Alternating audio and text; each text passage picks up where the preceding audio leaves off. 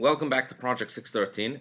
Today we are going to learn 3 mitzvot that have to do with removing chametz from our home before Pesach and the prohibition of consuming chametz on Pesach. The first mitzvah that we learn today is a positive commandment where the Torah tells us that we are obligated to remove any chametz, any leavened bread from our home before Pesach starts on Erev Pesach on the 14th day of Nisan. Now, what is considered chametz? So chametz is anything that's made from the 5 grains of wheat, barley, spelt, rye, and oats that has come in contact with water and has risen for 18 minutes or more. That is considered leavened bread, chametz, and the Torah obligates us to remove that from our home before Pesach. Now, how does a person fulfill this obligation? So there are really 2 ways that a person can fulfill this obligation. And practically speaking, these days, we actually do both. One way is by a person making a verbal declaration where he renounces ownership of the chametz. And a person essentially says that from now on, any chametz that I have is now ownerless. It's not owned by me. And in Hebrew, this is called hefker. This is known as bittul chametz, nullifying the chametz. And essentially, if one makes this declaration, they now do not own the chametz anymore, and they would not be in violation of having chametz in their home on Pesach. However, our sages said that this isn't enough. Why? Because what happens if a person makes this declaration but doesn't really mean it? Perhaps they are not sincere, and then even though they've said the words, nevertheless they are still in violation of a biblical prohibition if they didn't really mean it.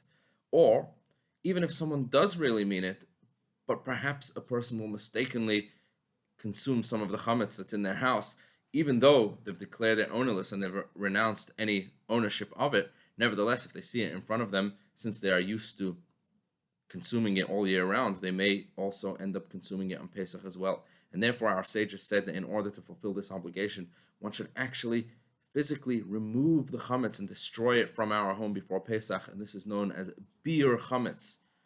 And today, in practice, the custom in all Jewish communities is to fulfill both of these ways of doing the mitzvah, where on the night before Pesach, we search out the house and we clean our home of any chametz. And at that point, we make a declaration. And we do, in fact, renounce any ownership of any chametz that we perhaps didn't find. We say, if there is any chametz left, we renounce any ownership of it and we proclaim it hefker. We do bittul chametz, we nullify that chametz.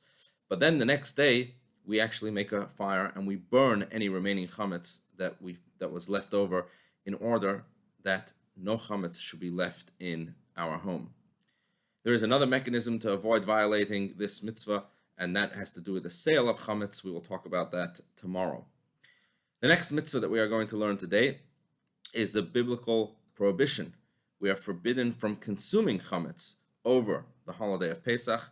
That means for the 7 days or the 8 days in the diaspora from the 15th of Nisan and on, it is forbidden to consume chametz, as the verse says, Lo ye'achel chametz, you shall not eat chametz.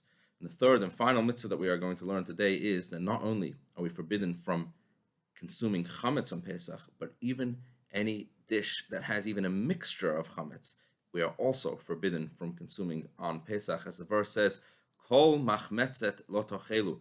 Not only chametz, but even any dish that has a small mixture of chametz is also forbidden for us to consume on Pesach. Have a wonderful, wonderful day.